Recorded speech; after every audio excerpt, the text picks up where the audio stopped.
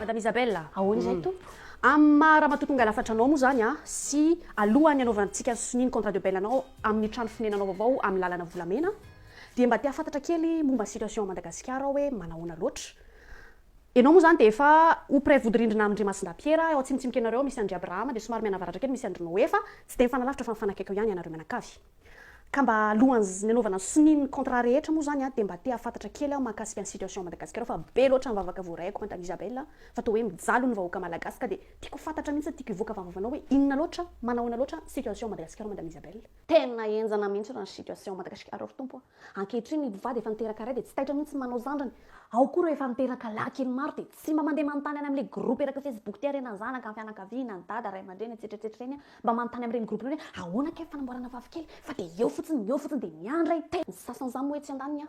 na efa mahi efa matavy efa ketrakila katry nify sola tena tsy tonga saina mivata mihitsy fa miandra iteny foana fa tonga saina tena zay tokoa ve ny olanao fa gato hoe miakatra vidy piainana midina ny karama mafy ny fiainana fadriam-pahalemana tsisy mandeha amin'ny gelony ay ny vidy piainana aloha tena niakatra mihitsy sady lasa mafimafy mihitsy aloha ny fiainanao Madagasikara fa tsy mbola tena mamaiky zany azon'ny tompo finy zany lazainao zany Madame Isabelle dia ahoana le resaka hoe alamay etsy sy aroa Madagasikara ireo biby manomboka melany tamingana satria may ny ala misy azy mo hoaniny vahoaka koa le izy fa ahoana zany rehetrarehetra zany zany ve tsy olana aminao aza manay ianao ny amin'izany tompo satria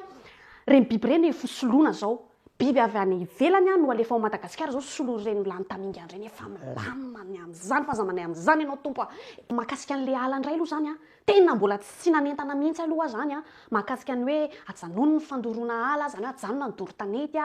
aza hoanina tsony reny biby reny fifolany tamingana moa anatin'le fandoroana ala koa mety ho maty zany reny biby reny taloha kely fa gaka tsy ampy anareo le biby nalefako ao Madagasikara reo biby izay tsy hita afa-tsy ao Madagasikara reny biby reny espèce endémique toa an'le rajako kely antsoina hoe microcebus reny ataonareo lany tamingana lisa avenareo maka biby avy any ivelany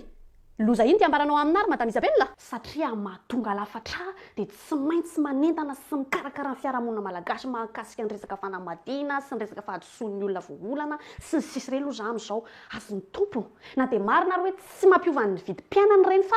ano zao ny tena tena tsy mahafapoana mihitsy zany aleo aloha miembotra kely mihitsy aloha signature de bail antsika ary Madame Isabelle ndana kely hoe anao miverina dia ahetamy kely aloha vahoaka mahakasika resaka doro-tanety resaka fiarovana ny biby resaka fianaran'ny ankizy be dia be zavatra mbola azo resanao Madagasikara fa tsy zany resaka fanambadiana sy resaka fitafy zany mandeha ho azy zany amin'ny manaraka zany fa aloha tena mbo verina kely aloha ianao cause very tompo jodatsy oy kamo ina Antonio aty kamotsy eny mosetsy mba angalao arkanjely anankiray nge za mba anatitra ny Madame Isabelle na Monsieur Donné azafady fa tsy maintsy mbola miembotra ny contrat de bail anay zay fa dia atony lalana Madame Isabelle zay mirary soa indrindra tompoko Paul ity ao tompo fa miantso ianao fa ahoana kay moa misy any jodasy tampoka aty fa ngamo tsy tokony malaolo azovy ndraiky ho leviky nanao raha fahatanytany karaha zeny